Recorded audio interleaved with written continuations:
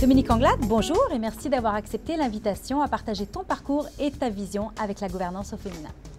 Dominique, tu participes très activement à la vie collective. Au fil des 20 dernières années, tu as siégé sur plus d'une quinzaine de conseils d'administration et je nomme notamment la Fondation Campé, dont tu es la cofondatrice, et ton saut en politique à la présidence de la CAQ.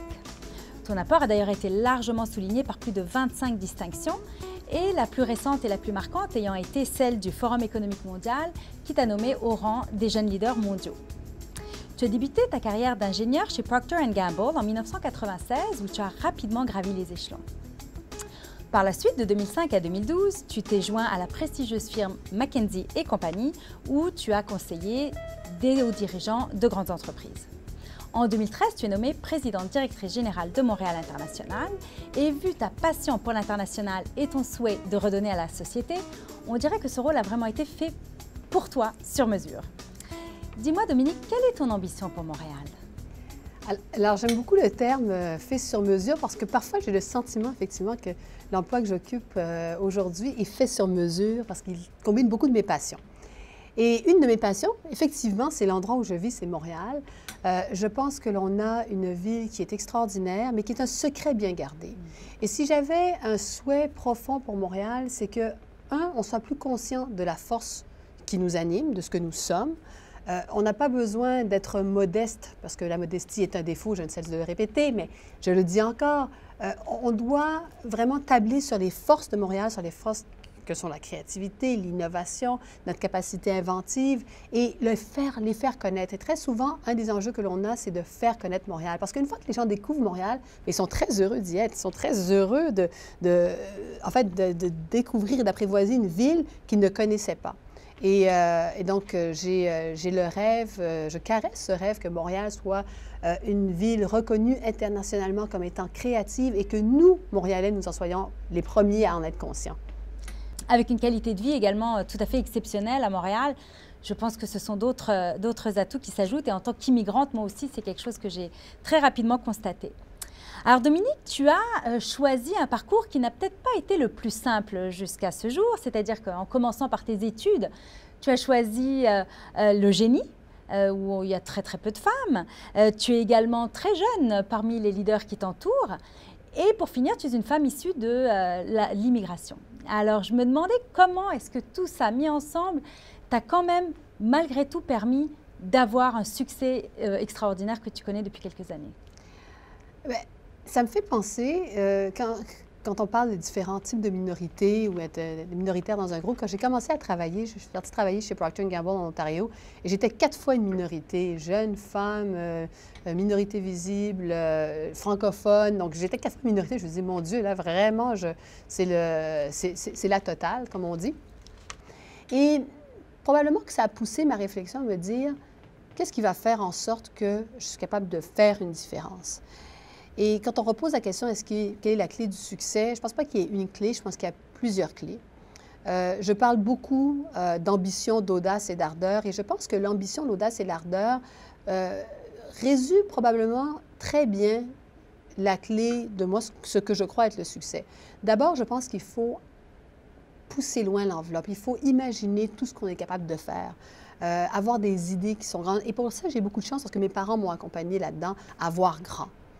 L'audace, c'est la capacité de prendre des risques et parfois, il faut se mouiller. Parfois, il faut se mouiller parce qu'il y a bonne chose à faire. Et c'est peut-être là où, entre les trois, entre l'ambition, l'audace et l'ardeur, je pense que l'audace, j'ai encore du chemin à parcourir. Je pense que je peux prendre encore plus de risques. Et le troisième, c'est l'ardeur, c'est le travail. Il n'y a pas de miracle dans la vie. Il faut que tu travailles, il faut que tu travailles fort, il faut que tu livres la marchandise. Et puis, à un moment donné, ça va finir par payer. Mais il faut que tu combines tout ça à différents moments donnés dans une vie pour arriver à tes objectifs. Et peut-être que je vais quand même mentionner le fait que savoir clairement qui va t'accompagner dans ton chemin, c'est important également. Parfois, on est accompagné avec les mauvaises personnes, d'un point de vue personnel, d'un point de vue professionnel.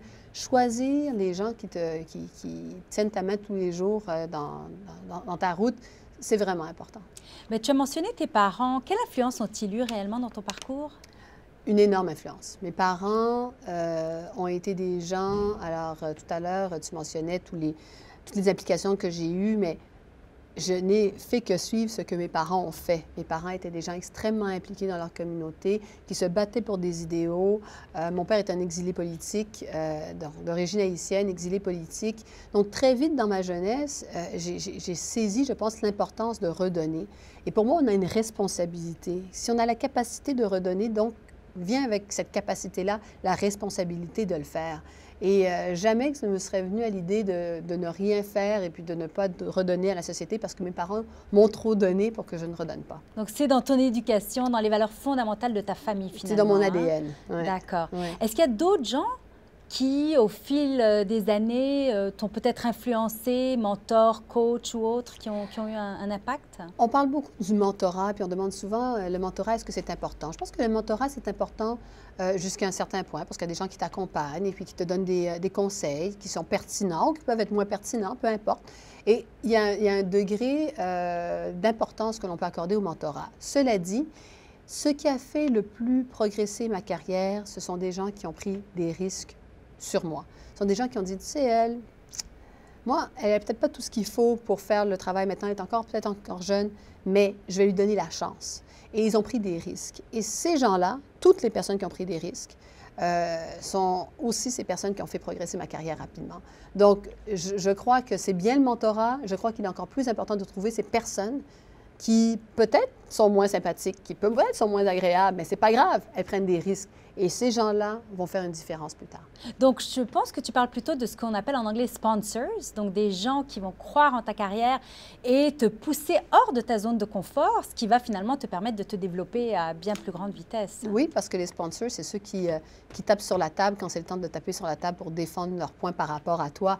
Et c'est un peu l'idée, le concept, effectivement, de sponsors. Dis-moi, Dominique, quelle est ta vision du leadership? Le leadership de demain, il ressemblera à quoi? Et comment tu penses qu'on peut se démarquer?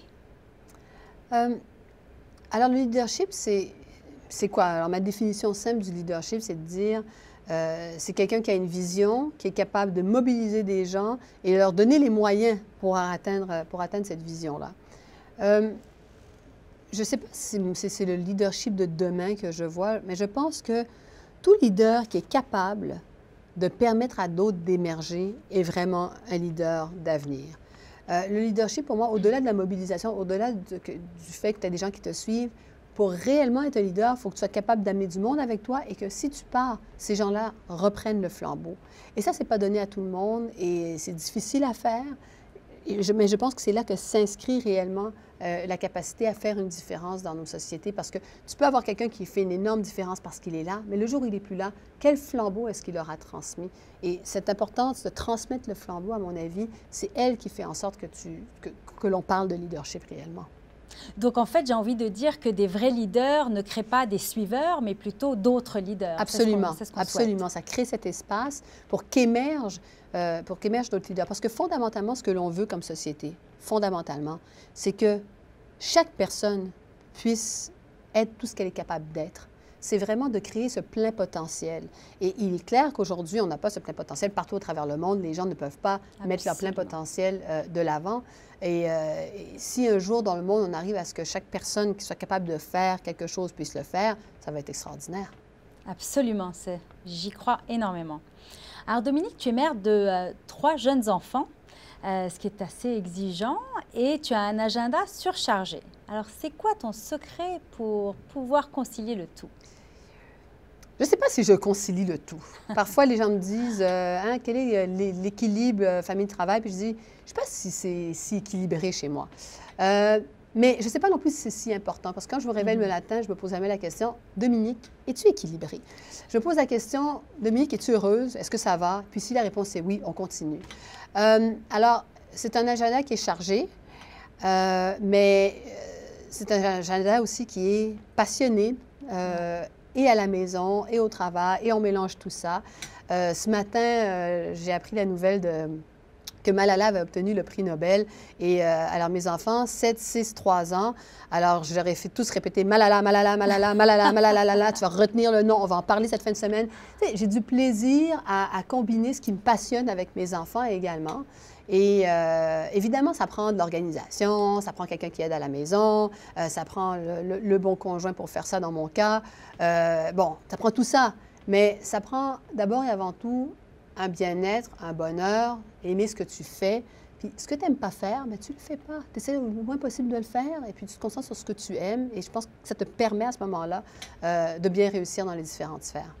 Donc, si je comprends bien, tu es en train d'insuffler la passion que tes parents t'ont donnée à tes enfants. Donc, c'est le cycle de la vie qui continue. Bien, ce serait un compliment que tu me ferais que de me dire que je suis capable de faire ça avec mes enfants parce que je n'ai qu'un souhait comme mère, c'est d'être à la hauteur de ce que mes parents ont été pour moi. Je pense qu'il n'y a aucun doute à ce sujet.